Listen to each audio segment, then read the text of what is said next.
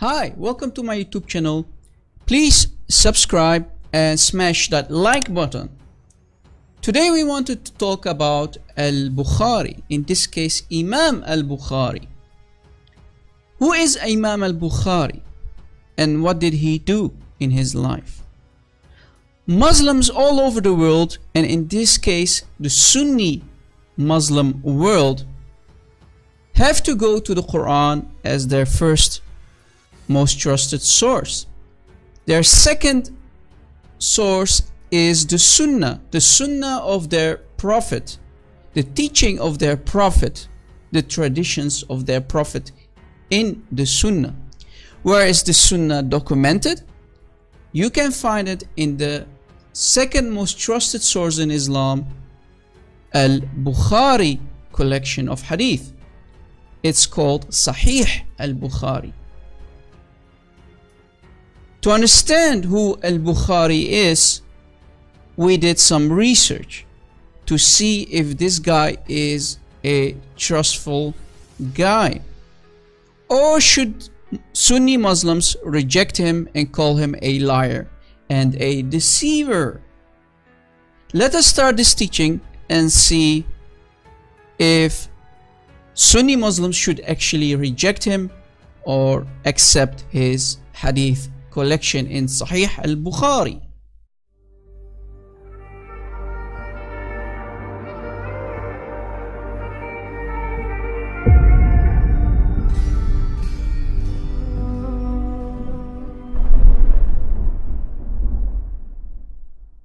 As we know, Muhammad became a prophet in the year 610 and he died at the age of 63 in the year 632. Now if we look closely, we see that Muhammad al-Bukhari, Imam al-Bukhari, he died in the year 870 AD. So that's more than 200 years that this guy, Imam al-Bukhari, came after the death of Muhammad. More than 200 years. So this guy never spoke to Muhammad. He never seen Muhammad face to face. So how did this guy get the words of Muhammad? Well, what he did, he went from Bukhara, Uzbekistan, when he was born in 810 AD. He's not an Arab. He's a Persian Islamic scholar. Right? He's not an Arab. So we have to do some math here. When did he learn Arabic? To speak to all these people who gave him basically the hadith, right? Because he was collecting hadith. This guy is a collector of hadith. So he went through a lot of cities in the Middle East to collect the words of Muhammad, basically. And all these guys that you always see in the chain. Haddathana this and haddathana that, narrated by, and this guy said, and the other guy said, and all the way to the last guy in the hadith chain, right? So this guy, when did he learn Arabic? When did he become a scholar? And when did he start to collect the hadith? Muslims need to do some study, because we're going to show you that this all does not add up. This makes no sense, because this guy only lived for 60 years, right? How did he manage to collect so many hadith without any problems? When did he eat? Where did he sleep? Did he even pray 5 times a day, every day? So basically this guy did nothing in his life but collecting hadith. Day in, day out. Day in, day out. Right? So this guy was basically nothing but a robot who was collecting hadith. And we're going to show you even more damaging stuff, because everything that was told about this guy during his lifetime is nothing but a lie and a deception. And we are going to prove that to you.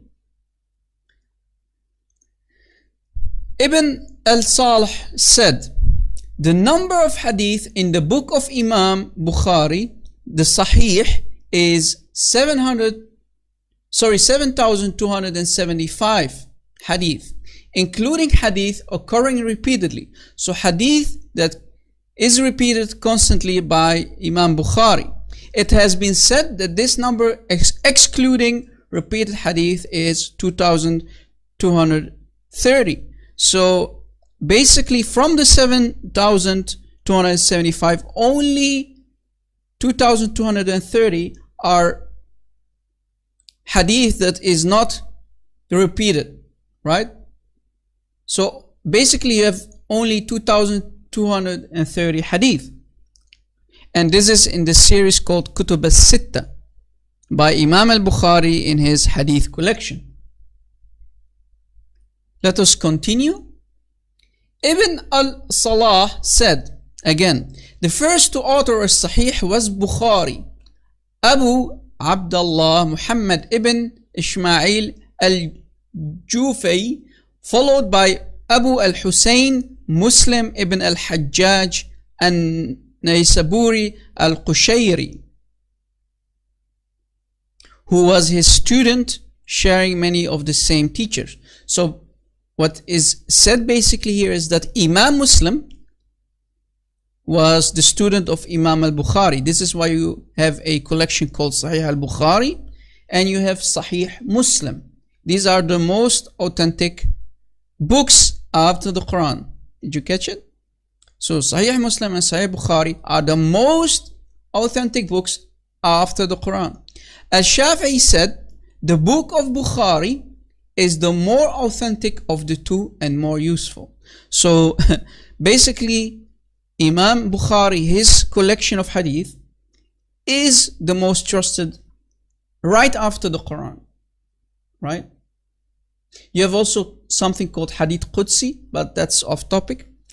But Imam al-Bukhari is basically the second more authentic hadith that is reported from the mouth of Muhammad himself, the Prophet of Islam.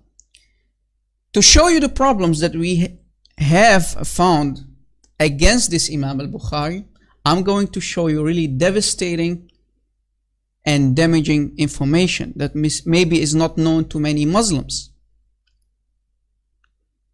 And that's the following. It is said that Imam Bukhari collected about 600,000 hadith.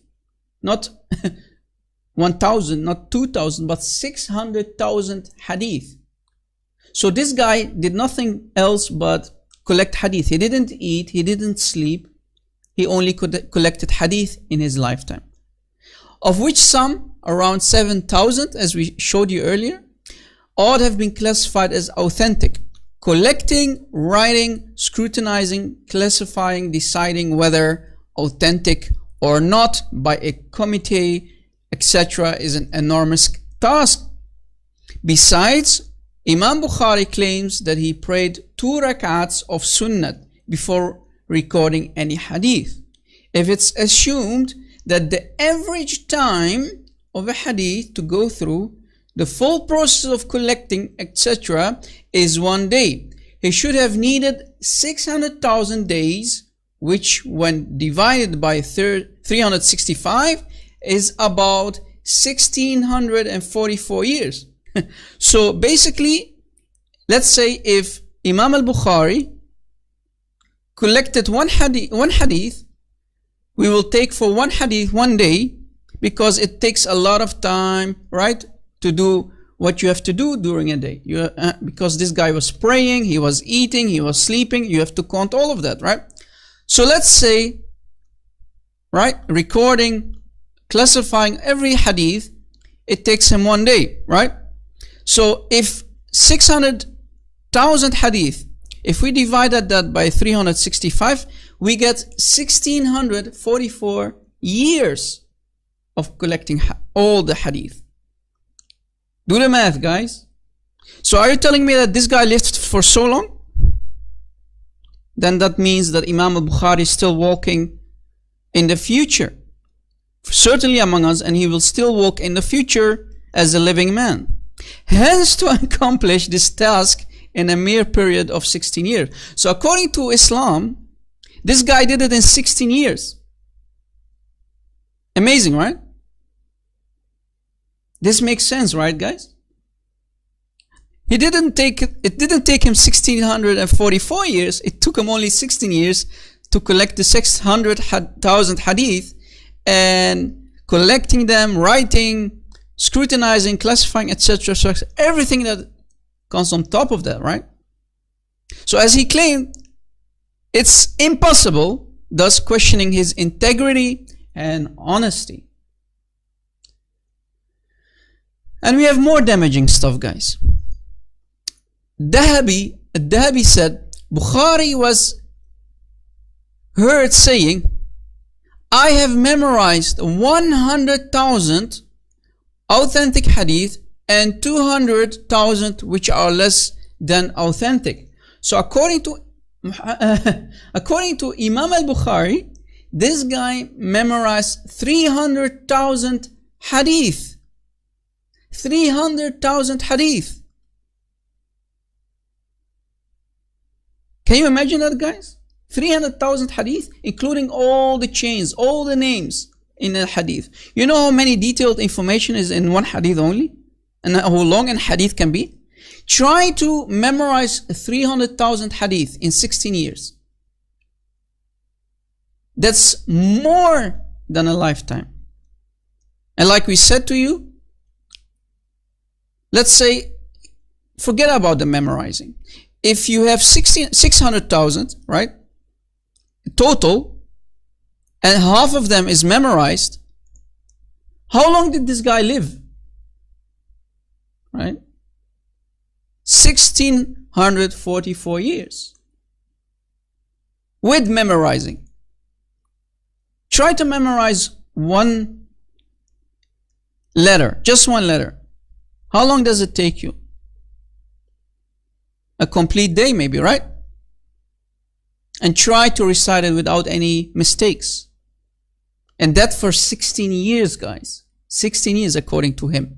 He did 16 years for memorizing 300,000 hadith.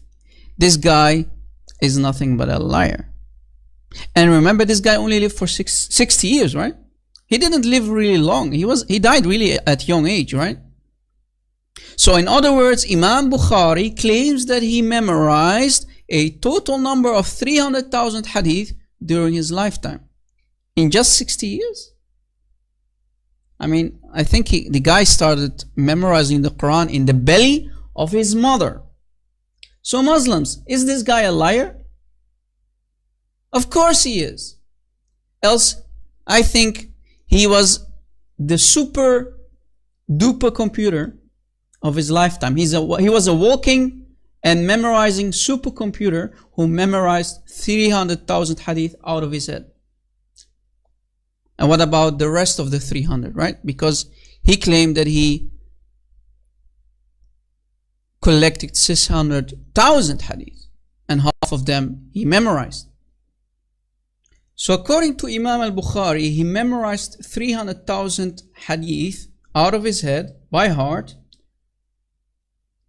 Let us say you are memorizing one hadith, because remember, one hadith can be really long hadith. One hadith can contain more than 1,000 words, right? Some hadith can be smaller, maybe let's say 300 words. It's not possible to memorize more than one hadith at a day, right? Because he took 16 years to collect 600,000 hadith, and 300,000 of them he memorized them by heart. If we divide that with 365 days, we get 822 years. 822 years. But Imam al-Bukhari claimed that he did it in 16 years. Just 16 years. I think Imam al-Bukhari was really a vampire. he used to collect also, besides the hadith, he also collected human blood, and he drank that blood. This is why he stayed healthy for 822 years. He was a walking, talking vampire of his lifetime. This is why he lived for 822 years. He didn't live for 60 years only, right? Right, Muslims? You believe this, right? Lord of mercy. Memorizing 300,000 hadith, including all the details, all the names in the narration, all the names that are mentioned in one hadith, haddathana this and haddathana that, narrated by him, and this guy said, and the other guy said, all the way to Muhammad, the Prophet of Islam said, and then the hadith comes, right? Because first you have to go through the narration, through the chain of narration, and then the hadith itself is mentioned underneath it, right? As you see here. This is an example. You can see for yourself how long one hadith can be. And as you can see, these are the narrations. So are you telling me that Imam Bukhari memorized all the details, every detail that you see, including the hadith itself and the chain of narration? No way. No way. So let's say he memorized just one hadith a day because he needed to make sure if this hadith is correct or not, right? It took him one day to memorize, to authenticate a hadith, to go and ask around more than one guy to make sure, hey, is this true? Yes, this must be true. Oh, okay, this one is not true, right? So 300,000 hadith memorized by heart, and it took him 822 years to do that just for one hadith. But we know that this guy only lived for 60 years, and he did it only for 16 years because the guy need to grow up, right? You're not going to tell me he was already collecting hadith as a 2-year-old boy, right? So he did it in only 16 years, 1/6, right? And he really died young at the age of 60 years old. So this must not make sense. This is a lie. Imam al-Bukhari, guys, as you see, he was nothing but a liar and a deceiver. Or you're going to say he was a walking, talking vampire who lived for 822 years. Pick and choose, Muslims. Think about your own salvation, guys. You have to put trust in this guy, Imam al-Bukhari. Your salvation is on the line. Think about what you will do next as a Muslim if you watch this video.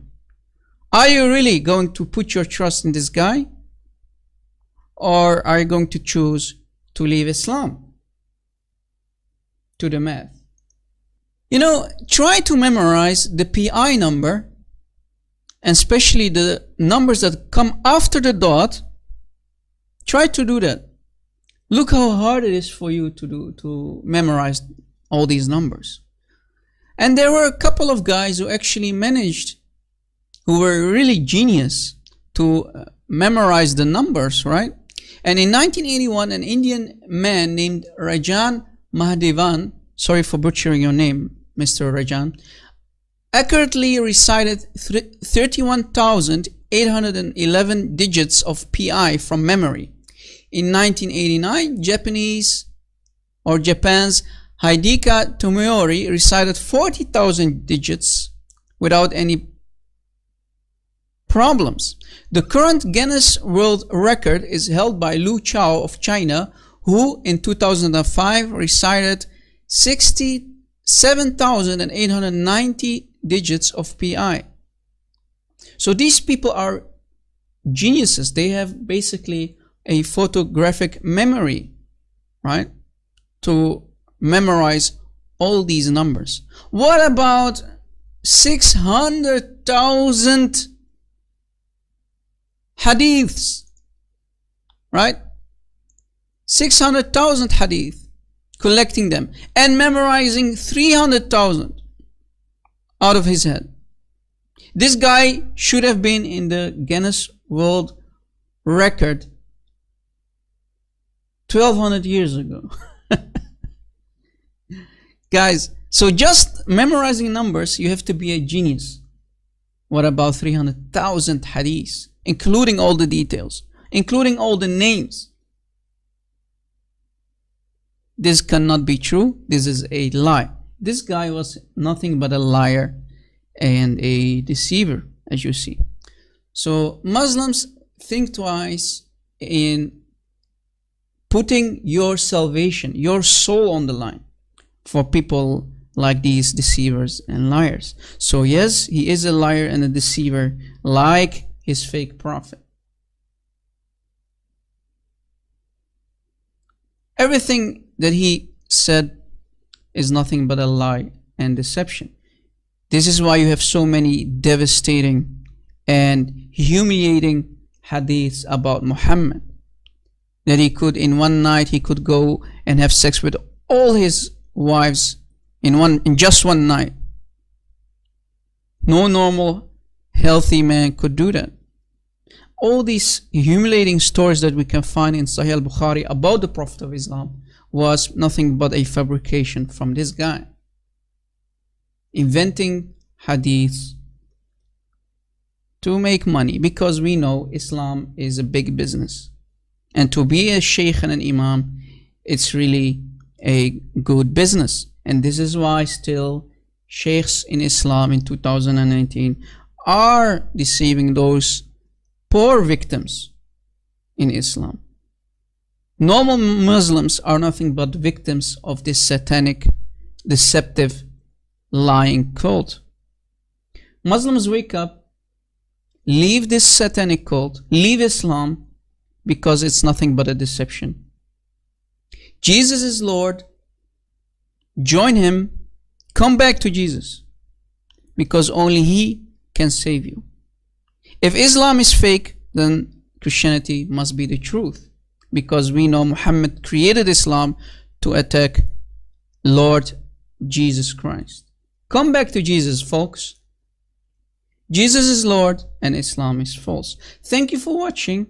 Please share this video around on social media, and God bless.